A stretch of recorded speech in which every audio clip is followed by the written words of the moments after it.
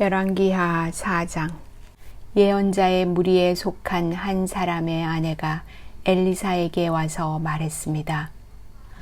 선생님의 종인 내 남편이 죽었습니다. 선생님도 아시듯이 내 남편은 여호와를 잘 섬기던 사람이었습니다. 그런데 내 남편이 죽자 빚쟁이가 찾아와 내 두 아들을 데려다가 종으로 삼으려 하고 있습니다. 엘리사가 대답했습니다. 내가 어떻게 하는 것이 도움이 되겠소? 당신 집에 무엇이 있는지 알려주시오. 여자가 말했습니다. 가진 것이라고는 기름 한 병이 전부입니다. 엘리사가 말했습니다. 이웃 사람들에게 가서 빈 그릇을 있는 대로 빌려 오시오. 그릇을 조금 빌리지 말고 많이 빌리시오. 그리고 당신은 두 아들만 데리고 집에 들어가서 문을 닫으시오. 그런 다음 빌려온 항아리마다 기름을 부어 채워지는 대로 옮겨 놓으시오. 그 여자는 엘리사 앞에서 물러난 뒤 아들들만 데리고 집으로 들어가 문을 닫았습니다. 아들들이 빈 그릇을 가져오면 여자가 거기에 기름을 부었습니다. 그릇마다 기름이 가득 차게 되자 여자가 아들에게 말했습니다. 다른 그릇을 가져오너라. 아들이 말했습니다. 이제는 그릇이 더 없습니다. 그러자 기름이 더 이상 나오지 않았습니다. 여자가 엘리사에게 가서 그 사실을 알려주었습니다. 엘리사가 여자에게 말했습니다. 가서 기름을 팔아 빚을 갚으시오. 당신과 당신의 아들들은 남은 것을 가지고 살아갈 수 있을 것이오. 어느 날 엘리사가 수넴으로 갔습니다. 그곳에는 한 귀부인이 살고 있었습니다. 그 여자는 엘리사에게 자기 집에서 머물며 음식을 먹으라고 간절히 부탁했습니다. 그래서 엘리사는 그곳을 지날 때마다 그 집에 들러 음식을 먹고 갔습니다. 여자가 자기 남편에게 말했습니다. 내가 보기에 우리 집 앞으로 자주 지나다니는 엘리사는 하나님께서 거룩하다고 여기는 사람입니다. 지붕 위에 작은 방 하나를 만들고 그 방에 엘리사를 위해 침대와 책상과 의자와 등잔대를 들여 놓읍시다. 그래서 엘리사가 우리 집에 들를 때마다 그 방에서 묵어갈 수 있게 합시다. 어느 날 엘리사가 그 여자의 집에 와서 그 방에 들어가 쉬었습니다. 엘리사가 자기 종 게하시에게 말했습니다. 수넴 여자를 불러오너라. 게하시가 수넴 여자를 불러왔습니다. 그녀가 엘리사 앞에 섰습니다. 엘리사가 게하시에게 말했습니다. 여자에게 이렇게 말하여라. 보시오, 당신이 우리를 위해 이렇게 세밀하게 준비했군요. 내가 당신을 위해 무엇을 해주면 좋겠소? 왕이나 군대 사령관에게 부탁할 것이 있으면 말해보시오. 여자가 대답했습니다. 아닙니다. 나는 내 백성과 함께 살고 있으니 별 어려움이 없습니다. 엘리사가 말했습니다. 그렇다면 저 여자를 위해 무엇을 해주면 좋을까? 게하시가 대답했습니다. 저 여자는 아들이 없고 남편은 늙었습니다. 엘리사가 말했습니다. 여자를 불러오너라. 게하시가 다시 여자를 부르자 여자가 문간에 와서 섰습니다. 엘리사가 말했습니다. 내년 이맘때쯤에 당신은 아들을 품에 안고 있을 것이오. 여자가 말했습니다. 아닙니다. 하나님의 사람이시여 당신의 여정을 속이지 마십시오. 그 여자는 엘리사가 말한 대로 임신하여 그 다음 해에 아들을 낳았습니다. 아이가 자랐습니다. 어느 날 그 아이가 자기 아버지에게 갔습니다. 그의 아버지는 곡식을 거두는 사람들과 함께 있었습니다. 아이가 갑자기 자기 아버지 앞에서 외쳤습니다. 아이고 머리야, 아이고 내 머리야. 아버지가 종에게 말했습니다. 이 아이를 어머니에게 데려가거라. 종이 그 아이를 그의 어머니에게 데려갔습니다. 아이는 낮 12시까지 어머님 무릎 위에 누워 있다가 죽고 말았습니다. 어머니가 아이를 안고 올라가 하나님의 사람이 쓰는 침대에 눕혀 놓았습니다. 그리고 문을 닫고 나왔습니다. 여자가 자기 남편을 불러 말했습니다. 종 한 명과 나귀 한 마리를 보내주세요. 빨리 하나님의 사람에게 다녀와야겠어요. 여자의 남편이 말했습니다. 왜 오늘 그에게 가려 하오? 오늘은 초하루도 아니고 안식일도 아니지 않소? 여자가 말했습니다. 걱정하지 말아요. 괜찮을 거예요. 여자가 나귀의 안장을 지우고 종에게 말했습니다. 나귀를 몰아라. 내가 말하기 전에는 늦추지 마라.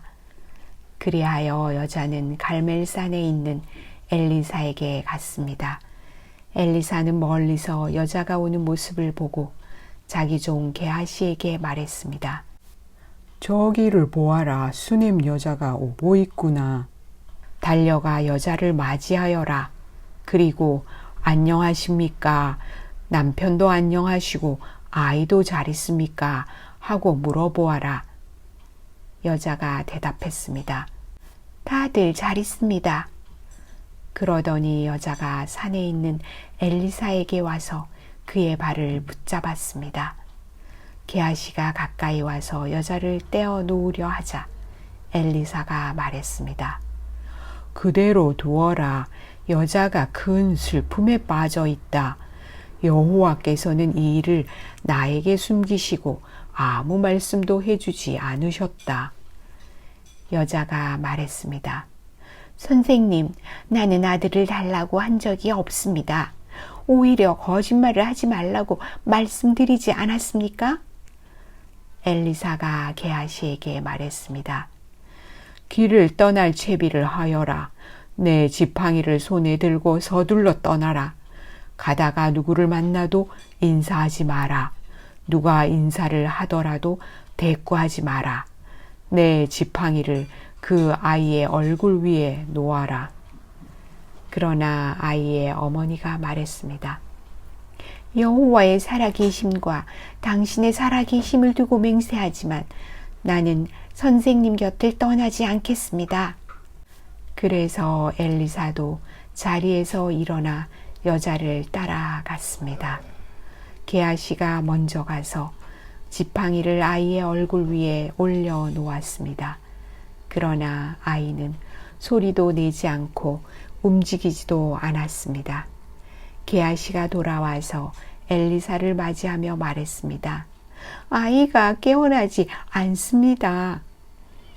엘리사가 집으로 들어가 보니 아이가 죽은 채 자기 침대에 누워 있었습니다. 엘리사는 방으로 들어가서 문을 닫았습니다. 방 안에는 엘리사와 아이밖에 없었습니다. 엘리사가 여호와께 기도를 드렸습니다. 그리고 나서 침대로 가서 아이 위에 엎드렸습니다. 자기 입을 아이의 입에 맞추고 자기 눈을 아이의 눈에 맞추고 자기 손을 아이의 손 위에 올려 놓았습니다. 그렇게 아이 위에 엎드려 있는 사이에 아이의 몸이 따뜻해지기 시작했습니다. 엘리사는 침대에서 내려와 방 안에서 왔다 갔다 한 다음 다시 침대에 올라가 아이 위에 엎드렸습니다.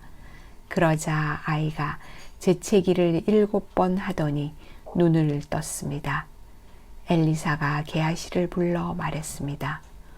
수넴 여자를 불러오너라. 게하시가 수넴 여자를 불렀습니다. 여자가 오자 엘리사가 말했습니다. 아들을 데리고 가시오.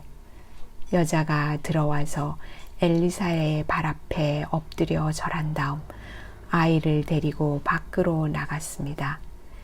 엘리사가 길갈로 돌아왔을 때 그 땅에는 가뭄이 들었습니다. 예언자의 무리가 엘리사 앞에 앉아 있었습니다. 엘리사가 자기 종에게 말했습니다. 불 위에 큰 솥을 올려놓고 이 사람들을 위해 국을 끓여라. 그 가운데서 한 사람이 나무를 캐려고 들에 나갔다가 야생 덩쿨을 발견했습니다. 그는 그 야생 덩쿨에서 박을 따서 자기 옷에 가득 담아 왔습니다. 그리고 그것을 국을 끓이고 있는 솥에 썰어 넣었습니다. 그들은 그것이 어떤 열매인지 몰랐습니다. 사람들이 국을 그릇에 담은 뒤 먹기 시작했습니다. 그러던 중에 그들이 소리를 질렀습니다. 하나님의 사람이여, 국에 독이 있습니다. 그들은 더 이상 국을 먹을 수 없었습니다. 엘리사가 사람들에게 밀가루를 가져오라고 말했습니다. 밀가루를 가져오자 엘리사가 그것을 국에다 넣고 말했습니다. 사람들에게 국을 떠주어 먹게 하시오. 그러자 국 안에 있는 독이 없어졌습니다. 어떤 사람이 바알 살리사에서 엘리사에게 왔습니다. 그는 햇곡식으로 만든 보리빵 20개와 햇곡식을 자루에 담아서 엘리사에게 가져왔습니다. 엘리사가 말했습니다. 그것을 사람들에게 주어서 먹게 하여라. 엘리사의 종이 말했습니다. 이렇게 적은 것을 가지고 어떻게 100명에게 먹을 수 있겠습니까? 엘리사가 말했습니다. 그 빵을 사람들에게 주어서 먹게 하여라. 여호와께서 이렇게 말씀하셨다. 그들이 먹고도 남을 것이다. 그래서 그 빵을 사람들에게 주니 여호와께서 말씀하신 대로 사람들이 먹고도 남았습니다.